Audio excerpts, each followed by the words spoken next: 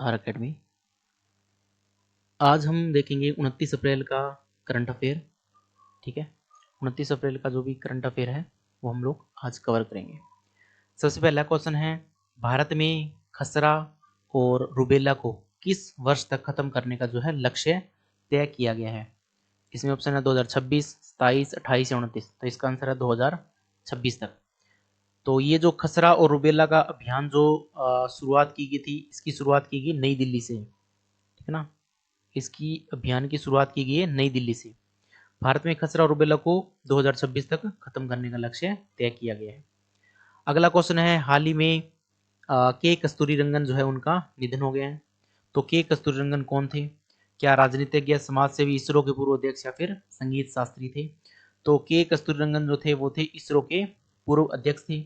इसके अलावा के कस्तूरीरंगन का नाम आता है एनईपी यानी कि नेशनल एजुकेशन पॉलिसी, जो 2020 में बनी थी, उसके अध्यक्ष भी थे ये। नेशनल एजुकेशन पॉलिसी 2020 के अध्यक्ष भी थे के कस्तूरीरंगन, तो इसलिए ये थोड़ा सा इंपॉर्टेंट हो जाता है। अगला क्वेश्चन है, हाल ही में किस राज्य सरकार ने सिमलीपाल टाइगर रिजर्व को राज्य का दूसरा राष्ट्रीय उद्यान घोषित कर दिया है, जिससे यह भारत का कौन सा 107वां राष्ट्रीय उद्यान बन गया है? तो ये किस राज्य सरकार ने किया है? तो ये है, इसका सही आंसर होगा उड़ीसा ने। उड़ीसा ने हाल ही में सिमलीपाल टाइगर रिजर्व को राज्य का दूसरा राष्ट्रीय उद्यान घोषित कर दिया है। ठीक है, तो ये कहाँ पे है? उड़ीसा में है। अगला है, हाल ही में किस देश ने 15वीं ब्रिक्स कृषि मंत्रियों की बैठक की मेजबानी की है? तो इसका सही आंसर हो गया ब्राजील। ब्राजील ने हाल ही में 15वीं ब्रिक्स कृषि मंत्रियों की बैठक की मेजबानी की है। अगला है, हाल ही में इसरो ने स्पेडेक्स मिशन, कौन सा मिशन है? स्पेडेक्स मिशन के तहत दूसरी अंतरिक्ष की डॉकिंग जो है वो सफलतापूर्वक की है। इस मिशन में कौन से उपग्रहों का जो है प्रयोग किया गया है? इसमें SDX-1 और SDX-2 इन दो उपग्रहों का जो है प्रयोग किया गया है। जहाँ पे SDX-1 है, SDX-1 उसका नाम है चेजर। क्या नाम है उसका? चेजर। वहीं पे SDX जो 2 है, 02 सॉरी, उसका नाम है टारगेट। एक है चेजर और दूसरा है टारगेट। जो स्पेडेक्स मिशन था उसको लॉन्च हमने किया था 30 दिसंबर 2024 को, और इसमें जो हमारा अंतरिक्ष यान था उसका नाम था PSLV C60। तो इस अंतरिक्ष यान से हमने स्पेडेक्स मिशन जो था वो लॉन्च किया था। तो इसका सही आंसर क्या हो गया? SDX-1 और SDX-2। अगला क्वेश्चन है, भारत का पहला क्वांटम कंप्यूटिंग केंद्र कहाँ स्थापित किया जाएगा? तो भारत का पहला क्वांटम कंप्यूटिंग जो केंद्र है वो स्थापित किया जाएगा अमरावती। अमरावती कहाँ है? आंध्र प्रदेश में। आंध्र प्रदेश की राजधानी अमरावती में क्वांटम कंप्यूटिंग केंद्र जो है वो स्थापित किया जाएगा। अगला है, राष्ट्रीय पोषण पखवाड़ा जो 8 अप्रैल से 22 अप्रैल तक जो चला था उसमें किस राज्य ने प्रथम स्थान प्राप्त किए हैं? तो राष्ट्रीय पोषण पखवाड़े में राजस्थान ने जो है प्रथम स्थान प्राप्त किए हैं।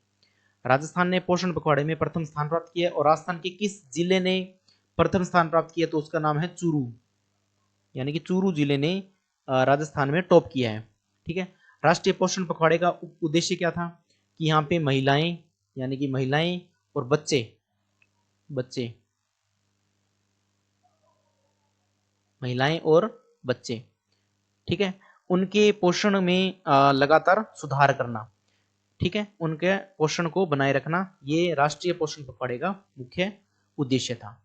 ठीक है, यहाँ पे पहला स्थान आया राजस्थान का, और राजस्थान में भी किस जिले का पहला स्थान है? तो उसका नाम है चूरू जिला।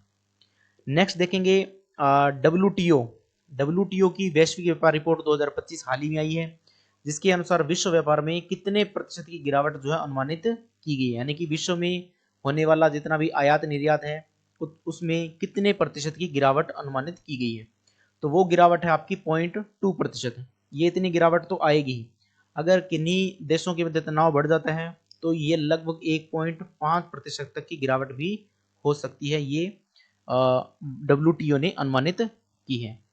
तो अगर कहीं पे तनाव ज़्यादा बढ़ जाता है तो 1.5% की, अगर नॉर्मल कुछ भी तनाव नहीं रहता है तो 0.2% की गिरावट तो होगी ही होगी। ठीक है, अगला है 9वां नंबर क्वेश्चन। ये थोड़ा सा अलग टाइप का क्वेश्चन है। ठीक है ना, थोड़ा सा अलग सा है। इसमें है कि बाड़मेर के किस कवि को दुर्गेश युवा साहित्य पुरस्कार प्रदान किया जाएगा, दुर्गेश युवा साहित्य पुरस्कार प्रदान किया जाएगा। तो उसका आंसर है जेठानंद पवार को, जेठानंद पवार को दुर्गेश युवा साहित्य पुरस्कार प्रदान किया जाएगा। उनकी रचना का नाम है थू जाग मिनक, थू जाग मिनक के लिए उनको जो है दुर्गेश युवा साहित्य पुरस्कार जो है प्रदान किया जाएगा, जेठानंद पवार को। अगला है, भारत ने हाल ही में फ्रांस के साथ कितने राफेल मराइन जो फाइटर जेट्स हैं राफेल के, यानी मराइन यानी समुद्री, कौन से, समुद्री, समुद्री राफेल जो हैं कितने खरीदने का समझौता किया, यानी कि कितने हम लोग राफेल मरीन जो है वो उनसे लेंगे फ्रांस से। तो उसका आंसर है 26, 26 हम राफेल मराइन जो है फ्रांस से लेंगे। और ये जो डील हुई है ये हुई है 63,000 करोड़ की, 63,000 करोड़ रुपए की टोटल डील हुई है। ठीक है, तो इस तरीके से 29 अप्रैल के हमारे जो करंट अफेयर है वो समाप्त होते हैं। Thank you for the watching.